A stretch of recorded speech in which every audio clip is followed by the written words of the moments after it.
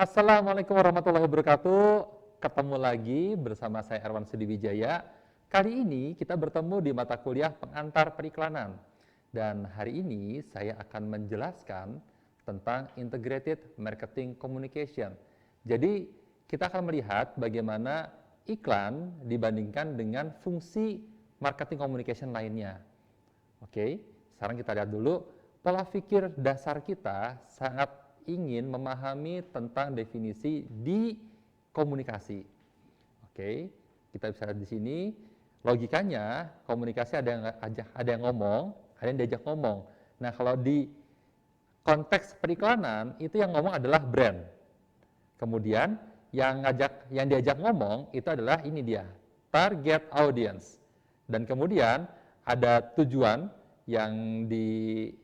tujuan berkomunikasinya, dan kemudian di bawahnya ada pesan yang disampaikan dan juga media. Nah, sekarang kita lihat komunikasi periklanan itu apa sih? Kita definisinya ya. Nah, ini yang pertama ada definisi dari Franz Jevkin.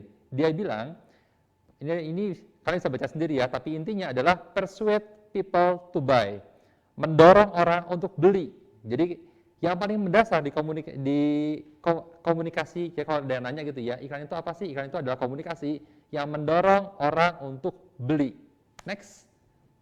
Nah, ini sedikit tertutup ya. Jadi ada definisi dari American Marketing Association.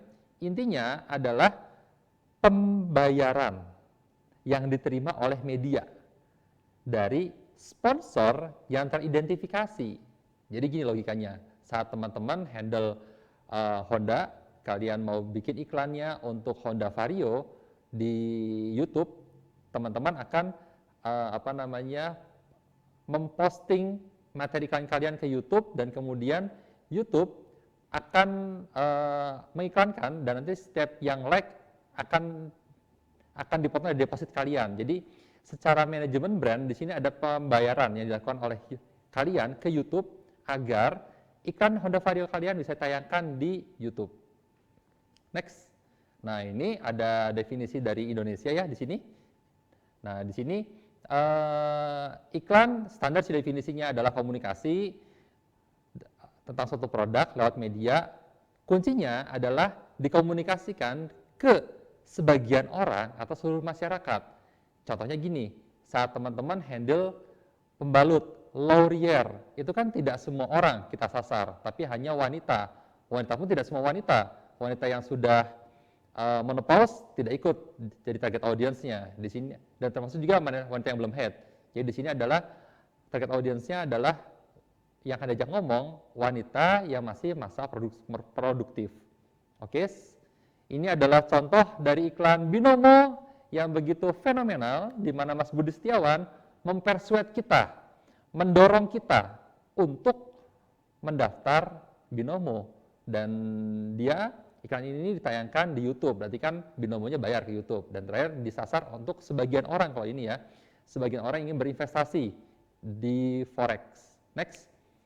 Oke, sekarang kita lihat PR definition. Nah, di sini definisi PR itu kalau dibandingkan tadi, kalau iklan kan persuade people to buy ya, intinya adalah mendorong orang untuk beli. Kalau di sini urusannya sama image.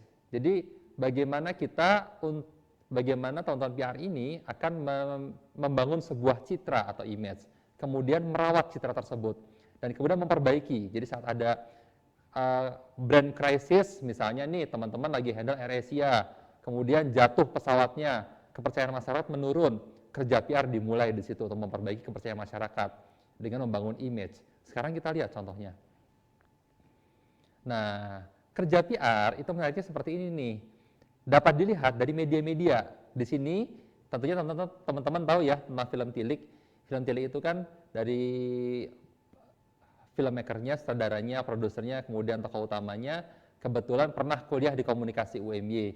Dan di sini kita lihat bagaimana kerja dari PR komunikasi UMY untuk membangun citra bahwa alumnus dari komunikasi UMY itu memiliki karya yang baik.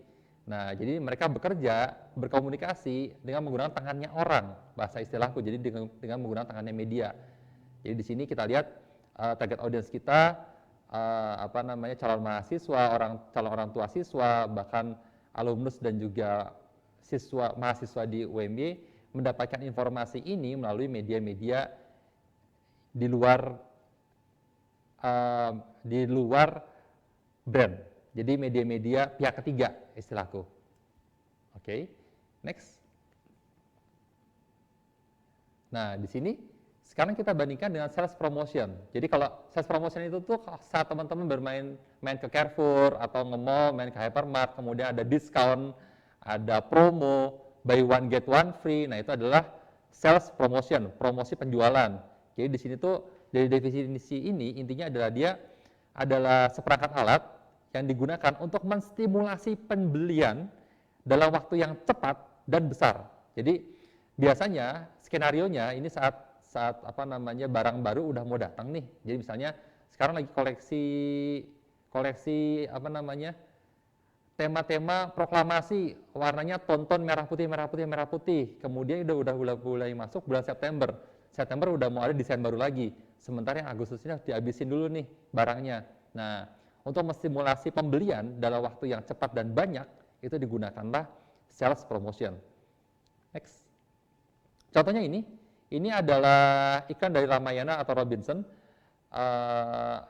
Dia kalau lihat dari iklan ini ya, yang tujuannya adalah sales promotion, yang ditonjolkan di sini adalah harga yang murah. Jadi mestinya biasanya ada harga lama dicoret, ketemu harga baru yang lebih gede.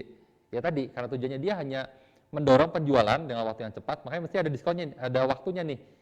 3-5 Februari 2017, hanya 3 hari saja Anda mendapatkan barang murah. Dia sangat persuasif, tidak memberikan ruang bagi target audience untuk berpikir panjang. Take it or leave it, gitu aja.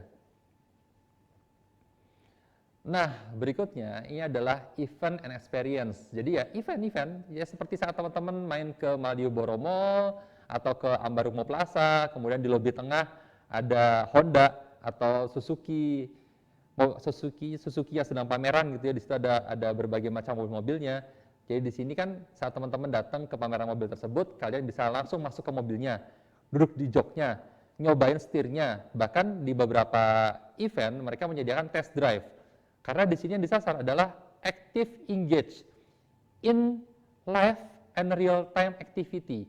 Jadi keterlibatan secara aktif dari target audience-nya untuk mencoba produk yang di sebuah event yang langsung dan juga real-time. Dan sekarang menariknya di era digital ini beberapa brand sudah mulai bikin digital activation. Jadi sama tujuannya, ingin membuktikan produk juga, tapi dengan game atau dengan quiz di sosial media. Tujuannya sama. Next, nah contohnya ini. Jadi ini ada pameran komputer, biasanya ada di JEC, di situ berbagai macam produk dipamerkan. Jadi saat teman-teman ingin mencari komputer atau iseng-iseng aja pengen lihat teknologi terbaru, kalian bisa datang ke sana, bisa langsung coba ini di counter ini. Nah, ini ada komputernya, ada laptop nih ya. Ini ada bapak sama ibu lagi pada nyobain, ya gitu. Karena event itu kalau aku sih lebih senang dia tuh dibahasakan, event itu mau memunculkan emotional engagement. Jadi keterpautan emosional antara brand dengan target audience-nya. Next.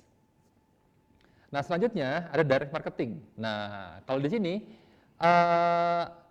bagaimana kita bisa berkomunikasi dengan target audience secara langsung without marketing middleman, tanpa ada orang yang mempresentasikan ini. Kalau orang presentasinya biasanya SPG ya, oh ini nggak pakai itu. Jadi biasanya sih bentuknya tuh flyer, brosur. Jadi saat teman-teman lagi lagi jalan-jalan ke mall, tiba-tiba di jok motor ada selipan brosur gitu ya. Nah, itu sama tuh kayak gitu. Jadi ini bagaimana kita menyampaikan pesan secara langsung dalam bentuk barang atau jasa tanpa menggunakan marketing middleman, tanpa menggunakan orang yang mempresentasikan. Nah, contohnya ini nih.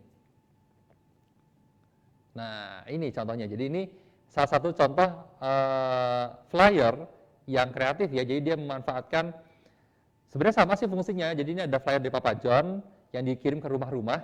Cuma biasanya kalau flyer kan cuma dilempar aja ke rumah gitu ya, atau diselipin di koran. Nah, kalau ini dia memanfaatkan lubang mengintip di pintu depan biasanya. Itu dikasih dikasih flyer dalam bentuk kartu yang dilipat. Jadi saat kita ngintip seolah-olah ada kurir dari Papa John yang ngirimin pizza.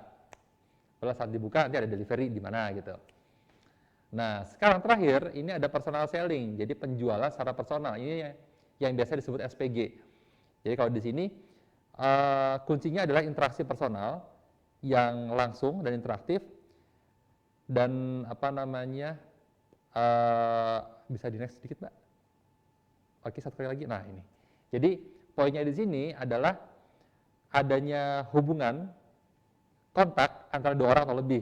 Saya SPG dan Anda sebagai orang yang mau diprospek.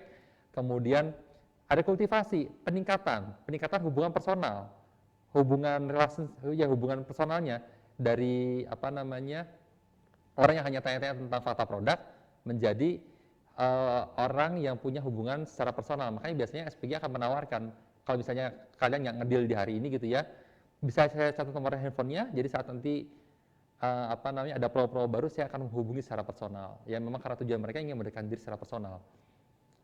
Next. Nah, ini dia contohnya, ada mbak-mbak SPG dari Nivea yang dia akan dengan ramah menyapa teman-teman saat datang ke booth-nya, kemudian menjelaskan produk, bahkan dia nanti akan mencoba merekomendasikan produk yang sesuai dengan karakter teman-teman. Makanya di sini biasanya pertanyaan-pertanyaan personal akan ditanyakan, misalnya mbaknya di Jogja kuliah atau bekerja, kalau kuliah aktivitasnya gimana, sering di luar rumah atau di dalam rumah, sering di ruang ber-AC atau enggak, nanti dia akan merekomendasikan produk sama kalian. Karena mereka yang disasar adalah personal touch-nya. Oke, sudah habis ya? Ya, terima kasih. Itu tadi penjelasan dari saya. Kita membandingkan antara advertising dengan PR yang pertama, kemudian ada personal selling, sales promotion, direct marketing, event and experience. Semoga teman-teman bisa membandingkan karakter iklan dibandingkan yang lainnya, karena keenam elemen dari integrated marketing communication ini memiliki fungsi yang masing-masing dan biasanya dijalankan semuanya dalam waktu bersamaan. Oke, sekian dari saya. Wassalamualaikum warahmatullahi wabarakatuh.